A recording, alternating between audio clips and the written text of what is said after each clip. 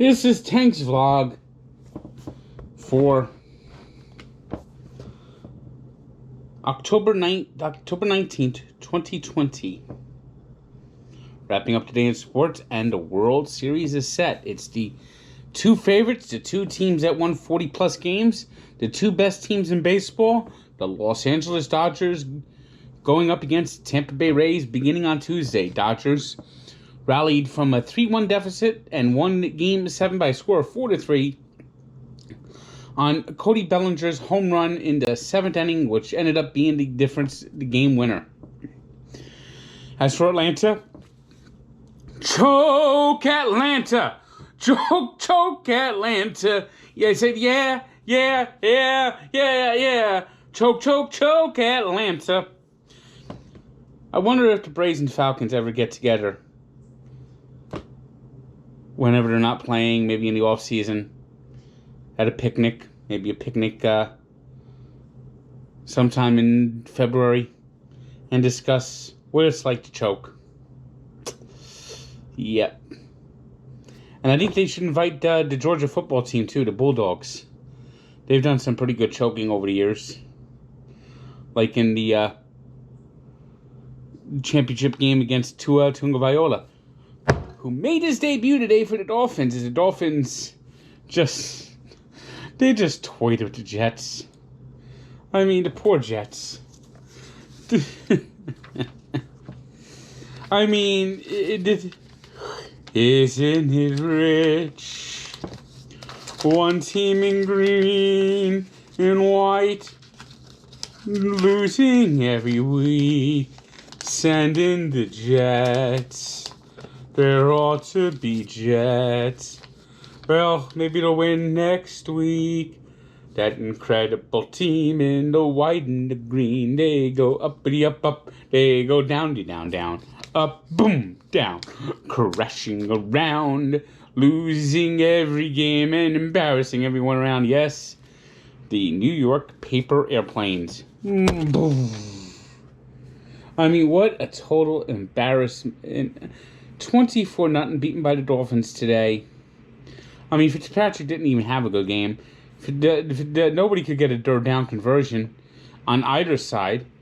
To me, the highlight of the game was Joe Flacco getting sacked for 28 yards. I mean, at one point, you're going back. Does the thought ever occur to him to maybe throw the ball away? 28-yard loss. I don't think I've ever seen a 28-yard sack, except when I played Madden last year when I couldn't figure out the damn controller. The Jets look like a team, someone playing on Madden that doesn't understand the controllers. That's how bad the Jets look right now. And the worst off, they're dysfunctional. I mean, you got the coach sniping with the defensive coordinator, Greg Williams. You got them continuing to trade. Any player that has any skill or any talent is getting the fuck out of there. And yet, Adam Gase is still their coach. You know, the Dolphins hit rock bottom when he was their coach. Well, hit rock bottom again. They've hit rock bottom a few times over the last 20 years. And the only way they really started recovering was to fire his ass. The Jets, they haven't figured that out yet. And perhaps the most thrilling game of the day, the Titans remained undefeated, beating the Texans 42-36 in overtime. Romeo Crennel, interim coach, and he'll only be the interim coach because that's what he is. He's an interim coach. I mean, can someone explain to me, you score a touchdown, and if you kick the extra point, you're up 8. That puts the pressure on the Texans. It puts the pressure on the Texans to get the 2-point conversion. But nope, you missed it. And you're only up 7. Game tied. You never even get to see the ball because Derrick Henry is just running the ball down your throat. I mean, the Texans knew the game was lost when they lost the coin toss. They knew the game was lost when they lost the coin toss. Colts fell behind 21-0, but rallied to beat the Bengals 31-27. Falcons earned their first win of the year, 40-23 winners over the Vikings. It must be fun to go over Kirk Cousins' house for trick-or-treats because, He just loves giving the football away, so you'll be getting a lot of footballs. In the surprise of the day, game of field goals,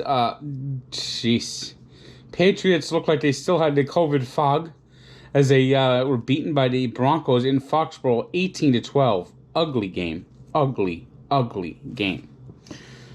Was the Giants beating the Washington football team 20-19 for their first win of the year.